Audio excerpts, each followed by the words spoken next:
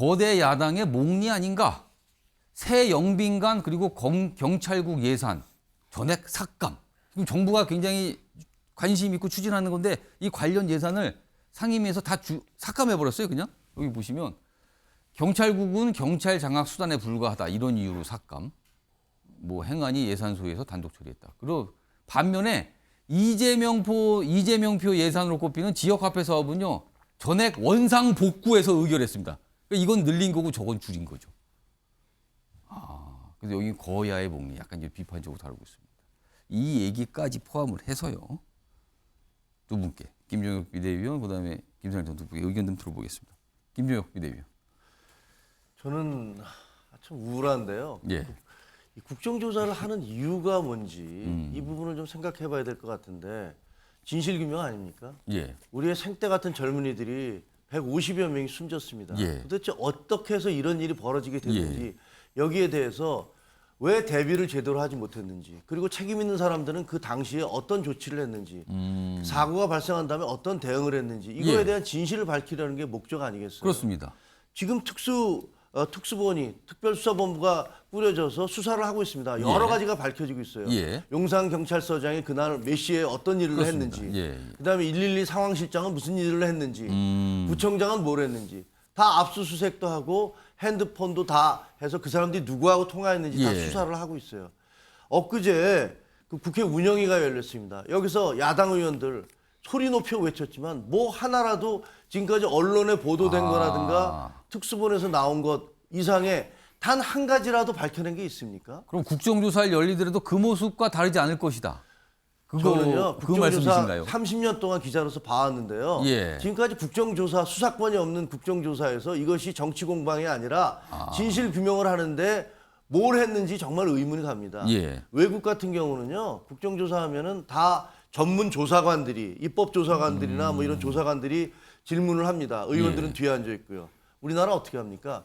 3분 시간 예를 주면 예. 본인이 2분 90초 떠들고 그 증인 나온 사람은 10초 혹은 또 아예 불러놓고 질문도 하지 않고 예. 그냥 자기 선전하다가 끝나잖아요.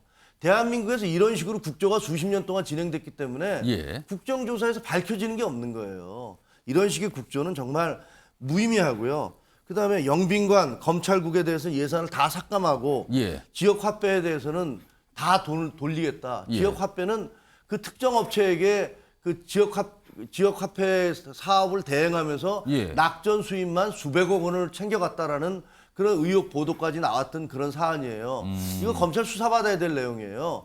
그런데 자기 당의 대표가 이재명 대표가 경기도 때 했다고 해서 그것을 다 돌리고 이미 영빈관은 그 지어야 되는데 그것은 예산을 다 삭감하겠다. 이거야말로 거대 야당의 의회 횡포라고 생각하고요.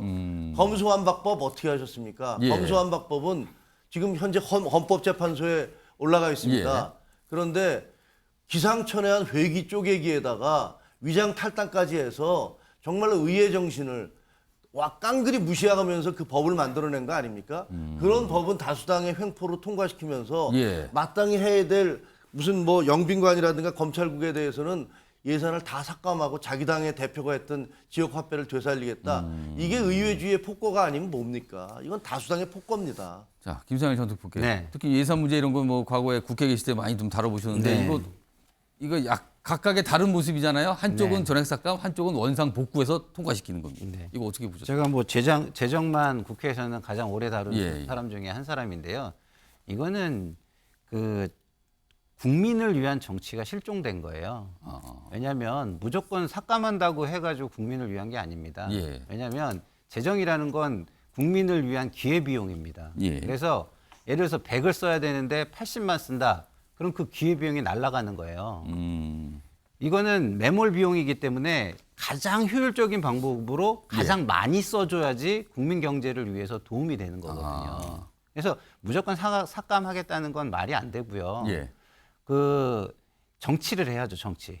본인들이 원하는 게 있으면 이런 부분에 대해서 우리가 힘이 있으니까 이런 예. 거 우리가 반대하는데도 어쨌든 국정 운영의 책임은 당신들한테 있으니까 예. 이거 할 수 있게 해줘 볼게. 책임져? 그렇지만, 네, 책임져. 아. 그리고 우리도 뭐 이런 부분은 굉장히 우리가 이런 게 중요하다고 생각하고 예. 당신들도 이거는 부인하면 안 되는데 이건 해줘야 되는 거 아니야라고 아. 정치를 해야 되는 것이죠. 협상 타협이 아닌 거군요, 이거는. 그렇죠. 그리고 기본적으로 예산은요 감액이 선행됩니다. 아. 증액은 나중에 이제 남는 그렇죠. 돈 가지고 하게 되거든요. 예.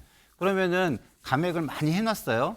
그럼 증액은 정부의 동의가 없이는 증액이 불가능해요. 그렇죠. 수정안을 제출하더라도 예. 야당이 증액을 정부 동의 없이 만들어 가지고서 통과시킬 수가 없습니다. 헌법에 그렇게 돼 있기 때문에. 예. 그런데 지금 이렇게 무조건 감액만을 하겠다. 뭐 물밑 협상을 좀 하면서 하는 거는 뭐 하나의 지렛대로서 예. 작용할 수 있다라고 생각하지만 이건 좀 아닌 것 같고요. 그렇지만 제가 사안별로 다르게 봐야 된다고 얘기했듯이 국조는 전혀 다른 사안이라고 저는 생각합니다. 현장에 대한 조사, 현장에 예. 대한 어떤 범죄나 형사적인 사안은 수사가 잘 해결하겠죠. 그렇지만 행정적인 부분, 행정 실패, 정부 실패, 예방의 실패 이런 것들은요 국조를 통해서 분명히 밝힐 수가 있는 거고 그 다음에 제도 예. 개선을 해낼 수가 있는 겁니다. 뭐 이 예산은 아까 뭐 약간 이 어떤 건 삭감, 어떤 건 통과인데 이건 뭐 최종 확정된 건 아니고요. 지금 이제 절차를 진행 중인데 그 단계를 지금 거쳐가고 있다. 그래서 이제 이렇게 지적을 한 기사입니다. 지금 뭐 상임위 차원에서 좀 논의되는 예산들이거든요.